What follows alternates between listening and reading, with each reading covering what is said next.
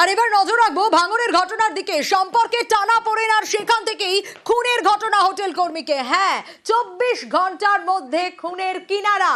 নলবনে বাঁধের উপর দেহ উদ্ধারের ঘটনায় গ্রেপ্তার করা হয়েছিল, কিন্তু কি কারণ, আরো কি ডিটেল পাওয়া যাচ্ছে এই বিষয় কল্যাণের কাছ থেকে জানতে পারবো। কল্যাণ, 24 ঘন্টার মধ্যেই খুনের কিনারা করা সম্ভব হয়েছে। সম্পর্কে টানাপোড়েনই মূল কারণ, যে কারণে প্রাণ চলে গেল। একেবারেই সোনিয়া, গত কালকে আমরা এই খবর তুলে ধরেছিলাম যে ভাঙড়ের কলকাতা লেদার কমপ্লেক্স তার নলবন এলাকা রয়েছে, সেই নলবনে বাঁধের উপরে মৃতদেহ উদ্ধার হয়। পুলিশ মৃতদেহ উদ্ধার করে ময়নাতদন্ত নেমে প্রথমেই প্রাথমিকভাবে এলাকায় যে সমস্ত সিসিটিভি ক্যামেরা রয়েছে সেই সিসিটিভি ক্যামেরার সূত্র ধরে তদন্ত চালায়। সেখান থেকেই কিন্তু এই যে অভিযুক্তর খোঁজ পায় পুলিশ এবং তাকে গ্রেপ্তার করেছে। ইতিমধ্যেই গ্রেপ্তার করে তাকে বারুইপুর মহকুমা আদালত তুলেছে। তবে পুলিশ সেই সূত্র মারফত যে খবর পাচ্ছে যে সম্পর্কের টানাপোড়েনের কারণেই কিন্তু এই খুন সোনিয়া। বেশ,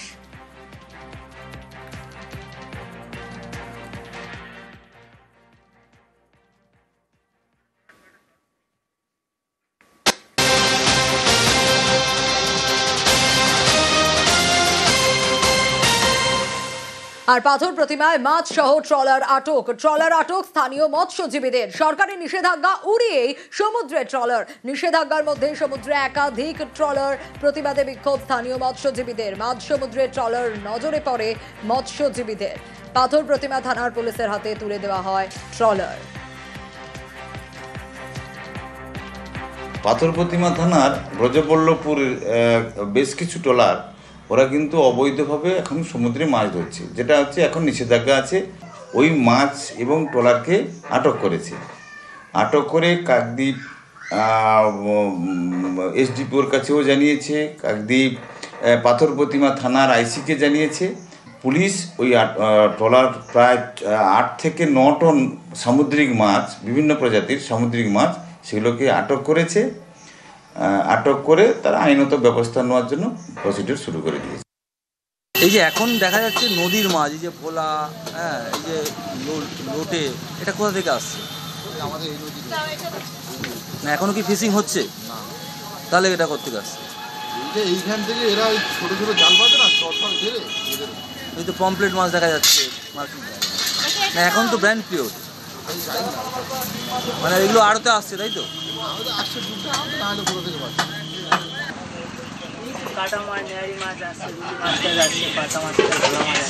না, এখন তো ব্র্যান্ড পিওর, তাও ফিশিং হচ্ছে। এবার মৎস্যজীবীদের জন্য স্বস্তির বার্তা। বিপদ কাটাতে নয়া যন্ত্র ট্রলারে বসানো হচ্ছে ট্রান্সপন্ডার। কি হবে এতে? বিপদ হলে মোবাইলের অ্যাপে সিগন্যাল পাঠাবে ট্রান্সপন্ডার।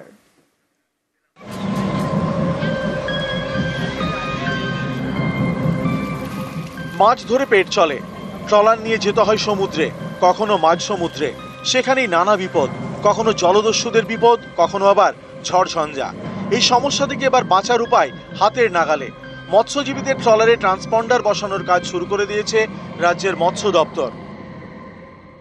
এই মেশিনের মাধ্যমে প্রাকৃতিক দুর্যোগ, ঝড়ঝন্ডা যখন আসবে তখনই এই মেশিন কিন্তু মেসেজ দিয়ে দেবে।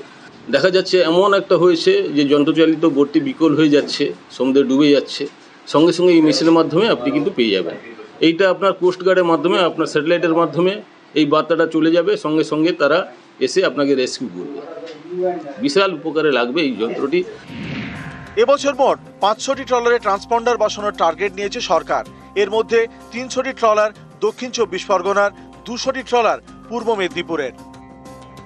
মাঝিরা খুব ভালোভাবে সুরক্ষিত থাকবে। এই সিস্টেমের মাধ্যমে আমরা একে অপরের কে কোথায় সুবিধা অসুবিধায় পড়লো তার তথ্যটা আদান প্রদান করতে পারবো, এবং এর জন্য আমরা মৎস্য ডিপার্টমেন্টকে অশেষভাবে ধন্যবাদ জানাই। ট্রান্সপন্ডার হলো একটি সাংকেতিক যন্ত্র, স্যাটেলাইটের মাধ্যমে কাজ করে। এই যন্ত্র বসানো হচ্ছে মৎস্যজীবীদের ট্রলারে। মৎস্যজীবীদের ফোনে নবমিত্রা অ্যাপ ইনস্টল করতে হবে, তাতে রেজিস্ট্রেশন করতে হবে সরকারি নথিভুক্ত মৎস্যজীবীদের। এই অ্যাপে আসবে দুর্যোগের আগাম আভাস, বিপদের সংকেত। এই ট্রান্সপন্ডারের মাধ্যমে ট্রলারের অবস্থান জানা যাবে। বিপদে পড়লে রেডিও সিগন্যালের মাধ্যমে ফেরানো যাবে ট্রলারটি।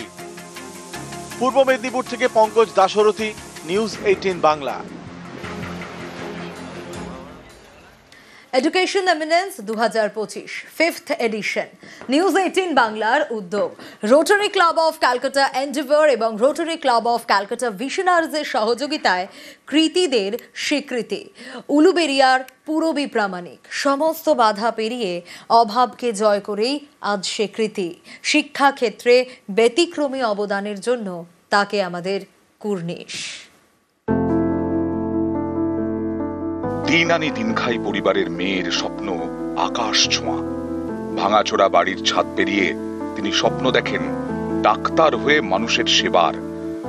মাধ্যমিকে 90%, তারপর গত বছর উচ্চ মাধ্যমিকে 85% নম্বর পেয়ে উলুবেড়িয়ার বনিবন গোয়ালবেড়িয়া অঞ্চলের পুরবী প্রামাণিক এখন লড়াই করছেন দারিদ্র্যের সঙ্গে। পুরবীর বাবা কারখানায় দিনমজুর, মা পরচুলা তৈরি করেন। 3 বোন, এক ভাইয়ের সংসারে বড় মেয়ে পুরবীর কাঁধে অনেক দায়িত্ব। ভাই বোনদের স্কুলে পৌঁছে তারপর তিনি কলেজে যান। ফেরার পর আগে ভাই বোনদের পড়ানো, বাড়ির রান্না, মায়ের হাতে হাতে কাজ করা, তারপর নিজের পড়াশোনা। কিন্তু মেধা যার সঙ্গে আছে তার ভালো রেজাল্ট করা আটকায় কে? বিজ্ঞান নিয়ে উচ্চ মাধ্যমিকে 425 নম্বর পেয়ে উলুবেড়িয়া কলেজে কেমিস্ট্রি অনার্স নিয়ে ভর্তি হয়েছেন পুরবী। এবছরই নিটও দিয়েছেন। পুরবীর আশা ডাক্তারি পড়ার সুযোগ পাবেন তিনি, কিন্তু খরচ জোগাবে কে? সেই চিন্তায় এখন মাথায় হাত পুরবীর বাবা মায়ের। স্কুল কলেজের পড়াশোনা চলেছে শিক্ষক শিক্ষিকাদের সহায়তায়, কিন্তু ডাক্তারি পড়ার তো খরচ অনেক। দিনমজুর বাবার পক্ষে সে খরচ তো সামলানো সম্ভব নয়। নিজের পড়াশোনার খরচ চালাতে মায়ের সঙ্গে পরচুলের কাজ করেন পুরবীও, কিন্তু তাতে কি আর ডাক্তারি পড়া সম্ভব? তবে ডাক্তারি পড়ার ইচ্ছে ছাড়তে চান না পুরবী। মাটির উনুনের আঁচে রান্না করতে করতেই চলে তার মানব সেবার স্বপ্ন দেখা। কে জানে কখন সেই স্বপ্ন সফল হয়ে যায়। পুরবীর উজ্জ্বল ভবিষ্যতের জন্য শুভ কামনা জানায় নিউজ 18 বাংলা। মঞ্চে ডেকে নেব হাওড়ার উলুবেড়িয়া থেকে পুরবী প্রামাণিককে। হাততালিটা একটু জোরদার হোক, চলতে থাকুক। এটাই স্পিরিট, এটাই এগিয়ে দেবে পুরবীর মতো আরো অনেককে।